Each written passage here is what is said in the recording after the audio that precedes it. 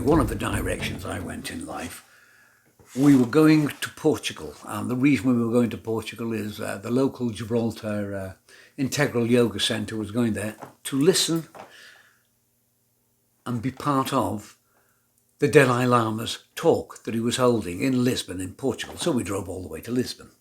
And it was okay. I don't do yoga, what I normally call yogurt, but that's by the by. That's what I call it. And I don't normally do it, but I do follow these people. And I do think they're great in their own way. And I take photographs for them. And I add to their historical memoir, as it were. So I went out there and I was going to be their photographer. We popped out there, sure enough, and we've been booked into a hotel. We're not quite sure what hotel it was.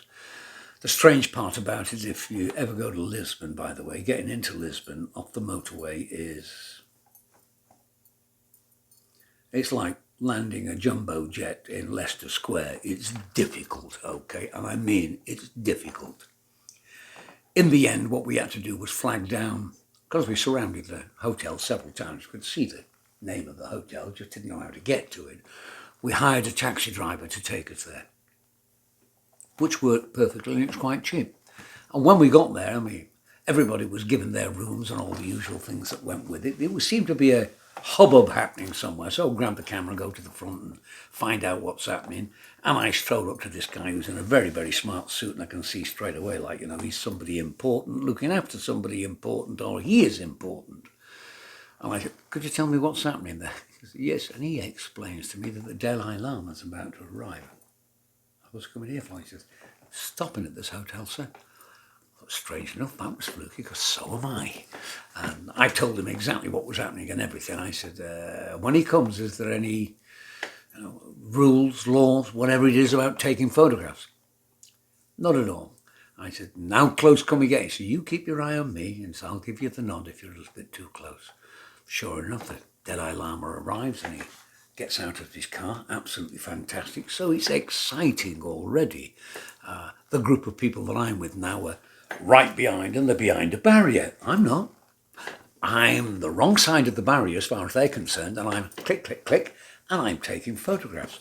Fluke would have it that I'm talking to one of his bodyguards who organises everything around him. I thought, this is magic.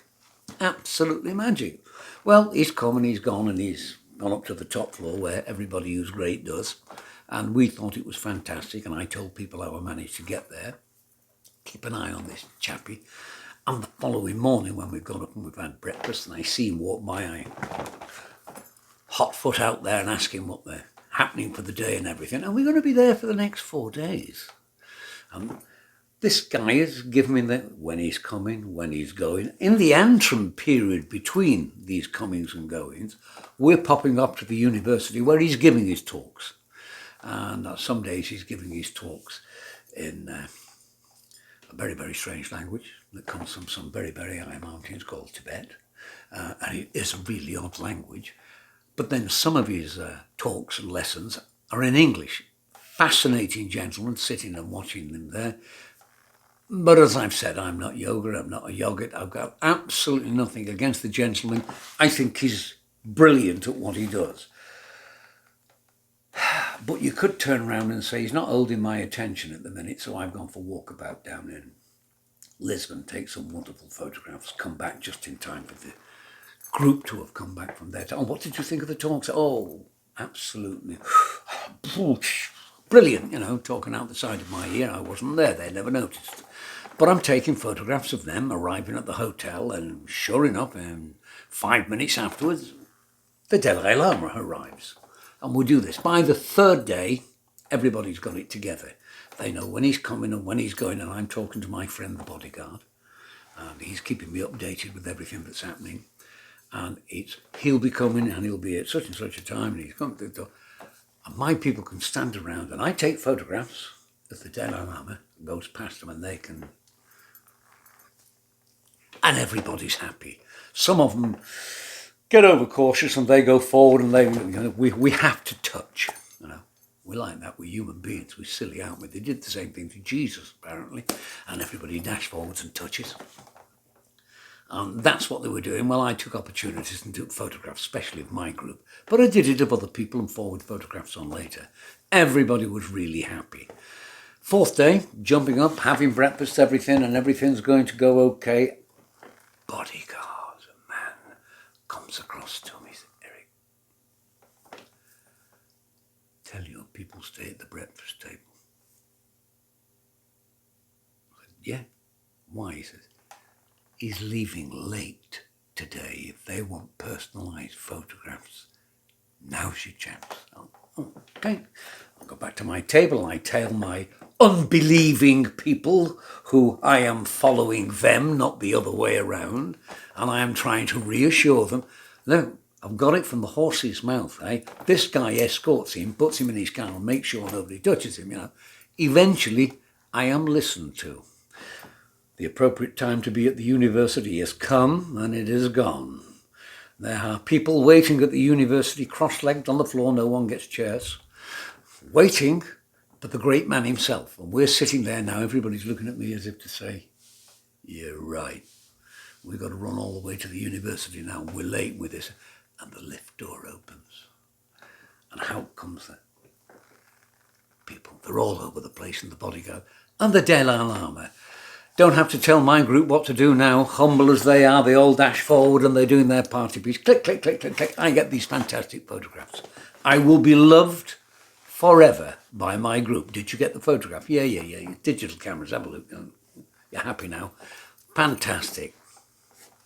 Up he's done and he's gone. And I thought, it's the last day I really have done my party piece for my group of yoga people, and I can enjoy myself. I'll walk up and down town and do this and get back just in time for them to come back.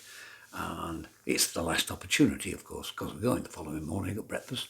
So I've come back just in time to catch them finishing off. People are arriving at the hotel, including my group, and they're all standing around now. It's a set-piece game, like there's a channel of people that the poor man's got to walk through to get to his lift, go to the 6th floor where he's living, as it were. And you're going to have to do it whether you like it or not. So we waited, and he comes, and out of his car, I keep getting behind the other side of the barrier, by the way. I'm very fortunate knowing this chap. Take my photographs, follow him through, click, click, click, take some more photographs, looking like a real press photographer, which I am not. But I can't take a mean photograph. Took all the photographs, get there and everything, lift doors open, entourage and everybody gets into the lift. It is gone. Doors are closed. Well, as soon as it's gone. And everybody's chatting and lifting around, and they're drifting off and they're fading away. I'm just having a look at the back of the camera of, that they seem to be all good photographs and everything. Then the lift door opens. Oh, shock horror, the nightmare begins. The lift door opens, and who's the person that walks straight out? The Dalai Lama, and he's...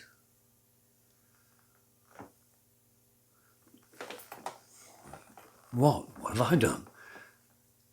You're not going to believe this, but he walks directly to me, comes to me, takes my hand and talks. And we talk, and he thanks, and he's, after we've done that part, let's go, turns around, goes back, gets into the lift, and he is gone. And I am looking at all these people watching me.